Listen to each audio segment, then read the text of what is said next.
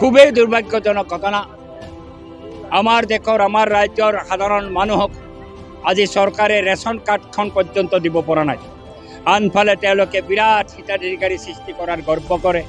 কিন্তু আজি সাধাৰণ গৰীব মহিলা যিসকল আহিছে তেওঁলোকৰ ঘৰত ৰেচন কাৰ্ডৰ চাউল নাযায়, তেওঁলোকৰ ঘৰত ৰেচন কাৰ্ডৰ অন্য সামগ্ৰী নাযায়। আৰু ৰেচন কাৰ্ডখন নোহোৱাৰ ফলত অন্যভাৱেও তেওঁলোকে সামাজিকভাৱে বা প্ৰশাসনিকভাৱে যথেষ্ট অসুবিধাৰ সন্মুখীন হৈছে। পূৰ্বতে এই মানুহবিলাকৰ ৰেচন কাৰ্ড আছিল। এটা নতুনকৈ যেতিয়া ৰেচন কাৰ্ড 15 চনৰ পিছত খাদ্য সুৰক্ষাৰ নামত দিয়া আৰম্ভ কৰিলে, ভেষ্টেড ইণ্টাৰেষ্টে এই মানুহবিলাকক বঞ্চিত কৰি কিছু ধনী মানুহক ৰেচন কাৰ্ড দিছে।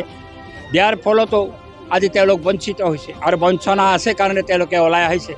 আৰু এতিয়া চৰকাৰে যিহেতু ঘোষণা কৰিছে যে 7 লক্ষাধিক ৰেচন কাৰ্ড আমাৰ ৰাজ্যখনত পুনৰ তেওঁলোকে দিব আৰু কেন্দ্ৰীয় চৰকাৰৰ পৰা পাৰ্মিশ্যনো পাইছে।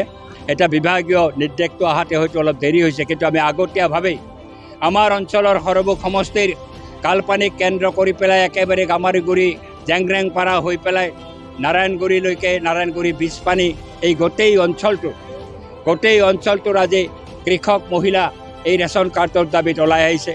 আৰু তেওঁলোকে প্ৰত্যেকেই আধাৰ কাৰ্ড যুক্ত কৰি পেলাই তেওঁলোকৰ সেই আবেদন তেওঁলোকে দাখিল কৰিছে।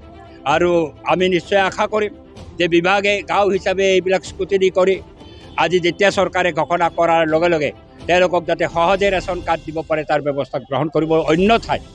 অন্যথাই মই বিধায়ক হিচাপেও ক'ম যে মানুহে আন্দোলনৰ ৰাস্তা লোৱাৰ বাহিৰে কোনো উপায় নাথাকিব।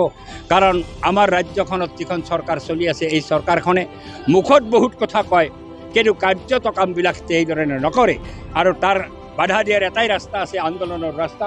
আমি বৃহত্তৰ আন্দোলন গঢ়ি তুলি হ'লেও মানুহৰ অধিকাৰ, এই সাধাৰণ মানুহৰ অধিকাৰ, ৰেচন কাৰ্ডখন পোৱাৰ যিটো অধিকাৰ, এই অধিকাৰ আমি নিশ্চয় সাব্যস্ত কৰিয়ে এৰিম।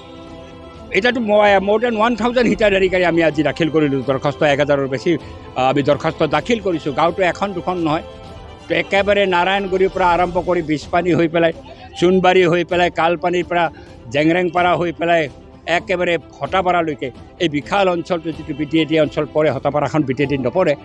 BTAD গোটেই অঞ্চলটো, উত্তৰ অঞ্চলৰ BTADটো সৰ্বুক সমষ্টিৰ যিটো পাত, সেই সকলো গাঁৱৰে মানুহ এতিয়া আহিছে, দৰখাস্ত দিয়া হৈছে। নিশ্চিতভাৱে দৰিদ্ৰ মানুহৰ হৈ যুদ্ধ ঘোষণাটো হৈছে ভাৰতৰ কমিউনিষ্ট পাৰ্টি মাৰ্ক্সবাদীৰ একমাত্ৰ আন্দোলনৰ ৰাস্তাই আমাৰ ৰাস্তা।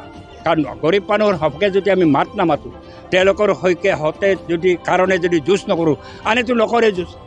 বিজেপিটো নকয় এনেকৈ মানুহক আমি সকলোকে ৰেচন কাৰ্ড দিবলৈ।